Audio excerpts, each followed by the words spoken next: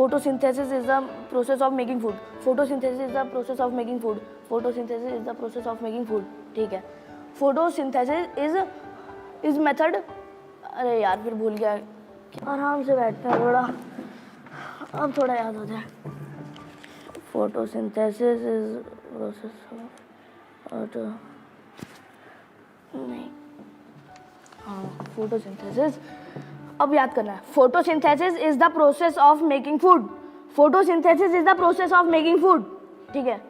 Photosynthesis is the process of क्या था?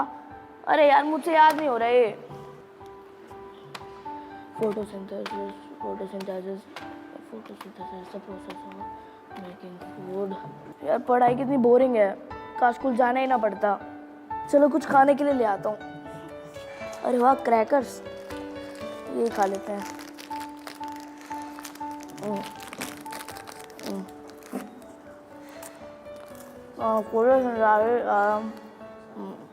Photosynthesis is the process of making food.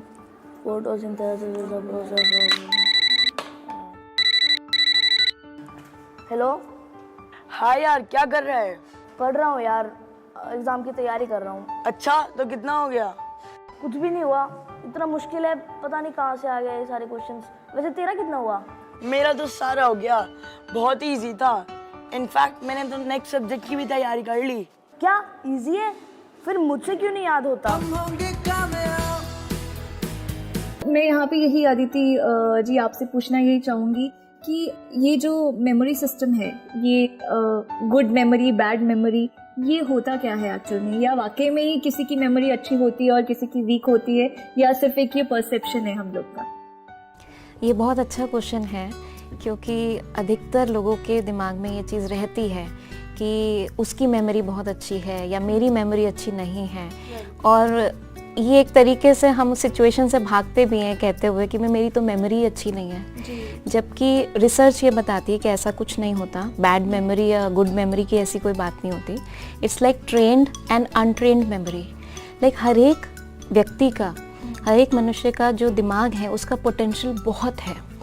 In fact मैं यहाँ बताना चाहूँगी कि हमारे दिमाग में लगभग 1 ट्रिलियन सेल्स होते हैं जिनको न्यूरॉन्स बोलते हैं. और वो हर एक न्यूरॉन ऐसे थाउजेंड्स ऑफ न्यूरॉन्स के साथ कनेक्टेड होते हैं. और हर एक कनेक्शन जो होता है it can hold many memories, may be hundreds और थाउजेंड्स ऑफ मेमोरीज.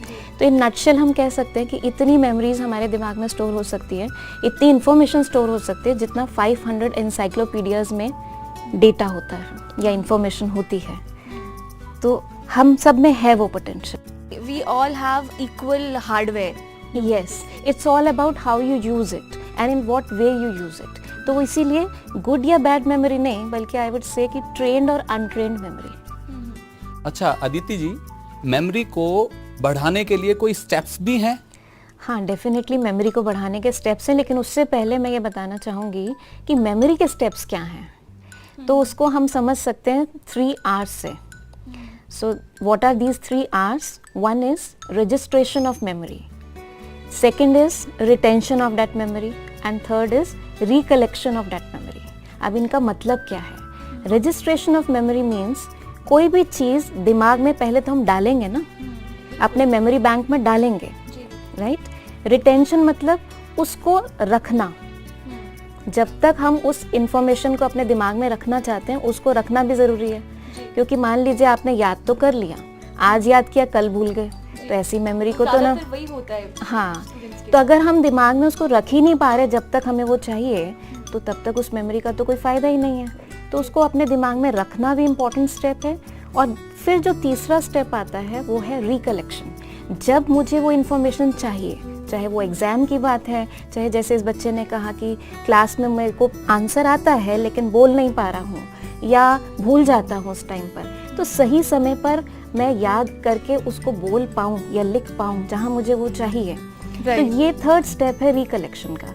अब इन तीनों स्टेप्स में इसको बिल्कुल ऐसे समझ सकते हैं जैसे अलमारी में हम सामान रख रहे हैं, तो रखना भी इम्पोर्टेंट है, ध्यान से रखना भी इम्पोर्टेंट है, जिससे कि जब समय पे चाहिए हो तो हम एक खोलते ही उस सामान को निकाल सकें.